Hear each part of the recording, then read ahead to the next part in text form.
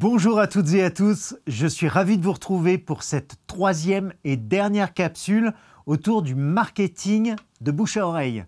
Alors évidemment, je suis en compagnie de Jérôme Pironnet. Bonjour Jérôme. Bonjour Emmanuel. Jérôme, tu es toujours expert en marketing de bouche à oreille.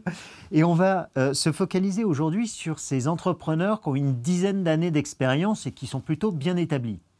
Pourquoi c'est intéressant pour eux le marketing de bouche à oreille ?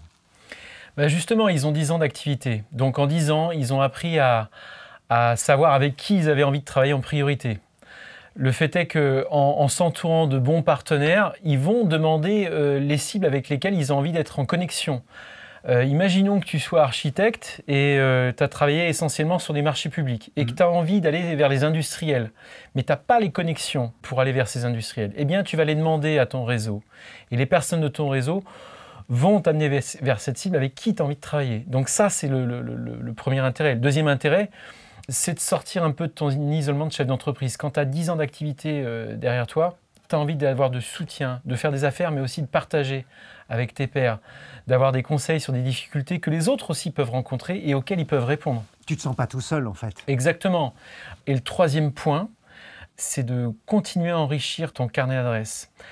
Généralement, quand tu réseautes et que tu as quelques années d'entrepreneuriat derrière toi, les personnes de ton entourage savent que tu es une personne clé. Et elles viennent te solliciter, par exemple, pour avoir l'adresse d'un avocat ou d'un notaire. Et toi, tu seras plus à même de pouvoir leur répondre et de les aider à entrer en connexion avec ces professionnels-là. Puis, je prends un exemple tout simple. Tu as peut-être déjà cherché à solliciter un plombier. Est-ce qu'il est venu dans les 30 minutes ?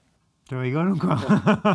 Eh bien, le jour où tu as un plombier dans ton réseau et que c'est toi qui l'appelle et vous êtes interconnectés puisque vous faites partie du même réseau, eh bien là, il aura à cœur de venir répondre à ta demande. Ouais, tu es beaucoup plus prioritaire finalement que si tu appelais un plombier lambda, au hasard, on va dire. C'est ça.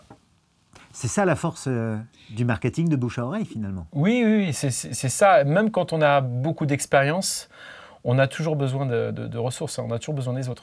Alors justement, dans les conseils que tu donnes, quels conseils tu pourrais donner justement à ces entrepreneurs qui sont installés ?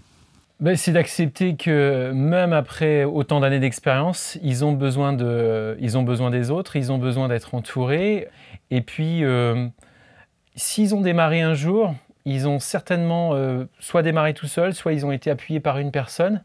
Mais quoi qu'il en soit, aujourd'hui, après autant d'années d'expérience, ils peuvent faire profiter de leur connaissance, de leurs compétences aux autres. Et c'est comme ça qu'on développe un réseau, c'est en apportant son aide. Là encore, on développe de la réciprocité. Donc, continuez à aider les autres pour que les autres vous aident en retour. Merci pour ce précieux conseil. Et ce sera le mot de la fin. Merci énormément, Jérôme. Avec plaisir. Pour ta générosité dans ce que tu nous as partagé. J'étais ravi de te recevoir. Pareil, merci. Voilà, que vous soyez entrepreneur qui démarre ou après 10 ans d'activité, le marketing de bouche à oreille peut vraiment vous servir. Mettez en place les conseils qui vous ont été donnés, ça facilite la vie. Très belle journée à vous. Au revoir.